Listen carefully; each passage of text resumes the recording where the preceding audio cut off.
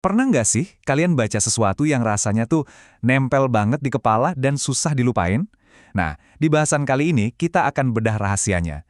Selamat datang di Orkestra Sang Penulis, tempat kita akan mengupas 5 gaya penulisan yang bakal mengubah cara kalian berkomunikasi.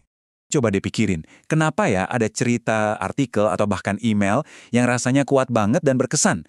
Kenapa ada tulisan yang bisa bikin kita tergerak, sementara yang lain ya cuma lewat gitu aja, terasa datar dan gak ada nyawanya sama sekali? Jawabannya sebenarnya ada di depan mata kita. Rahasianya itu bukan cuma soal apa yang kita tulis, tapi yang jauh lebih penting adalah bagaimana cara kita menuliskannya. Semuanya ada pada gaya penulisan, seni merangkai kata untuk menciptakan dampak yang kita mau. Oke, kita mulai dari bagian pertama. Melampaui kata. Anggap aja kita lagi buka sebuah kotak perkakas ajaib. Isinya semua alat yang dibutuhkan seorang penulis. Yuk, kita pakai sebuah metafora yang keren. Nulis itu seni memimpin orkestra. Kalian adalah dirijennya. Dan 5 gaya penulisan yang bakal kita bahas ini adalah instrumen-instrumen kalian. Masing-masing punya suara dan fungsi unik, dan keajaiban baru terjadi kalau kita bisa memadukan semuanya dengan harmonis. Sekarang, waktunya kita kenalan sama para pemain utama di orkestra kita. Yuk, kita bedah satu persatu ke-5 gaya inti ini yang jadi instrumen fundamental buat setiap penulis. Instrumen pertama, dan mungkin yang paling kita kenal adalah narasi. Gampangnya ini tuh mesin ceritanya. Fungsinya ya untuk bercerita, membawa pembaca dalam sebuah perjalanan dari awal sampai akhir. Jadi, gimana cara kerjanya? Narasi itu ngebangun alur yang jelas, bikin kita peduli sama tokoh dan apa yang mereka lakukan, jadi ada koneksi emosional. Intinya, gaya ini selalu menjawab pertanyaan dasar. Terus, apa yang terjadi selanjutnya? Nih contohnya ya, daripada cuma ngasih data soal polusi plastik, coba bayangin kita ceritain perjuangan seorang nelayan yang hidupnya kena dampak langsung. Ceritanya langsung kerasa lebih personal dan nyata kan? Itulah kekuatan narasi. Selanjutnya, kita punya deskripsi. Kalau narasi itu alurnya, deskripsi itu dunianya. Tujuannya adalah membuat pembaca bisa melihat dan merasakan langsung apa yang kita tulis. Cara kerja deskripsi itu sensorik banget. Dia bertugas buat mengaktifkan panca indera pembaca, penglihatan, pendengaran, penciuman. Tujuannya buat ngebangun atmosfer dan ngejawab pertanyaan, kayak apa sih rasanya ada di sana? Balik lagi ke cerita nelayan tadi, kita bisa pakai deskripsi buat ngelukisin tumpukan sampah plastik yang menggunung atau bau busuk yang menyengat. Efeknya jauh lebih kuat dan benar-benar menggugah emosi. Instrumen ketiga kita adalah eksposisi. Nah, kalau narasi dan deskripsi mainnya pakai emosi, eksposisi ini mainnya pakai fakta. Ini adalah gaya yang objektif, tugasnya untuk ngejelasin dan ngasih informasi secara sistematis dan apa adanya. Eksposisi itu ibarat tulang punggung buat tulisan informatif. Isinya fakta, data, dan konsep yang disusun secara logis. Tujuannya adalah pencerahan. Ngejawab pertanyaan, ini tuh apa sih dan gimana cara kerjanya? Nah, ini contoh paling jelas dari eksposisi. Statistik 8 juta ton limbah plastik disajikan langsung, tanpa emosi, tapi sangat berdampak. Jelas, akurat, dan langsung ke intinya.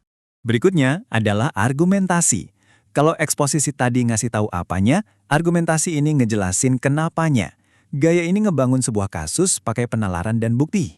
Poin pentingnya tuh ini, argumentasi itu nggak cuma sekedar bilang sesuatu itu benar, tapi juga membuktikannya. Dia pakai premis, bukti, dan logika buat ngebangun alur yang masuk akal, dan ngejawab pertanyaan, kenapa saya harus setuju sama ini? Coba perhatikan gimana kalimat ini membangun hubungan sebab akibat yang logis. Ini bukan lagi sekedar fakta mentah, tapi sebuah argumen kuat yang nyambungin tumpukan sampah di laut sampai ke makanan di piring kita.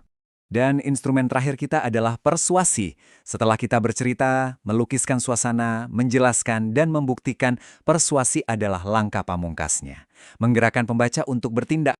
Persuasi itu bekerja dengan cara menyentuh emosi dan nilai-nilai yang dipegang sama pembaca.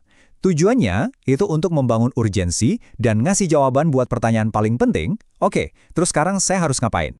Sederhana, langsung, dan kuat.